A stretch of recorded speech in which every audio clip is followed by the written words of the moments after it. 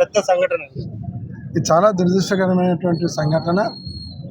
Motor cycle accident జరుగుతూనే bus driver alert అయి break వేసింటే ఇంత సంఘటన జరిగేది కాదు. బస్ డ్రైవర్ నిర్లక్ష్యం ఒకటి. ఆల్రెడీ బస్సు మీద దాదాపుగా 19 నుంచి 20 పెనాల్టీలు కూడా వేసినటువంటి సంఘటన ఉంది. రాంగ్ రూట్ కావచ్చు, లేకుంటే బస్సుకు ఉండేటువంటి ప్రీవియస్ యాక్సిడెంట్లు కావచ్చు, దాని నిర్వహణ లోపంలో కావచ్చు, దాదాపుగా 19 సార్లు ఫైన్ వేసినారనేది రికార్డెడ్గా ఉంది. కానీ ఇటువంటి బస్సులను రోడ్డు మీదకి అలౌ చేయడం అనేది చాలా దారుణం. ఎందుకంటే ఫిట్నెస్ సర్టిఫికెట్ లేకుండా ప్రజల ప్రాణాలతో ఆడుకుంటున్నటువంటి పరిస్థితి కనిపిస్తుంది. ఇందాక మినిస్టర్ గారు కూడా చెప్పినారని విన్నాను. బస్సు అన్ని రకాల ఫిట్నెస్ బాగుంది, అన్నీ బాగున్నాయి, బస్సు పర్ఫెక్ట్గా ఉందని.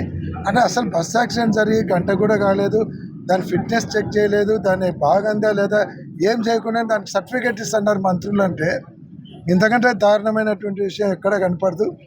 అంటే ఏమన్నా బస్సు డ్రైవర్లు ఏమన్నా బస్సు ఓనర్ ఏమన్నా వాళ్ళకు ముందే ఫ్రెండా లేకుంటే వాళ్ళ పార్టీకి సంబంధమా, లాంటి ఎటువంటి చెకింగ్ లేకుండా సంఘటన జరిగి 2 గంటలు అయింది, ఈ లోపలనే బస్సు గురించి క్లీన్ సర్టిఫికేట్ ఇస్తున్నారంటే ప్రభుత్వ చిత్తశుద్ధిని అర్థం చేసుకోవచ్చు.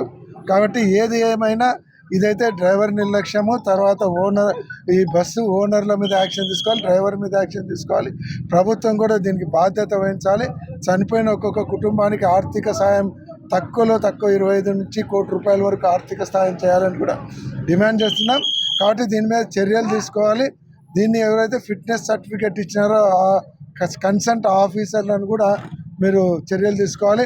మినిస్టర్ గారు ఇట్లా ముందే దానికి క్లీన్ సర్టిఫికేట్ ఇవ్వడం మంచి పద్ధతి కాదని నేను తెలియజేస్తాను. డ్రైవర్ల వ్యవస్థ మారాలనుకుంటున్నారు, తెల్లవారుజామున ఎక్కువ యాక్సిడెంట్ జరుగుతుంది. ఏదైతే ఇట్లా తెల్లవారుజామున చేసేటువంటి డ్రైవింగ్ ఉన్నప్పుడు డబల్ డ్రైవర్ను పెట్టాల్సినటువంటి అవసరం ఉంది.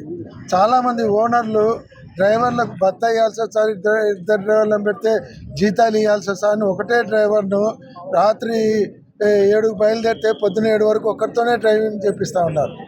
దాదాపు కర్నూలు నుంచి బయలుదేరితే విశాఖపట్నం వరకు ఒక డ్రైవ్ చేస్తే వాడు నిద్రపోక ఏం చేస్తాడు. కాబట్టి డబల్ డ్రైవర్ని ఉండాడా లేదా అనేది మధ్యలో కూడా ట్రాన్స్పోర్ట్ అధికారులు చెక్ చేయాలి.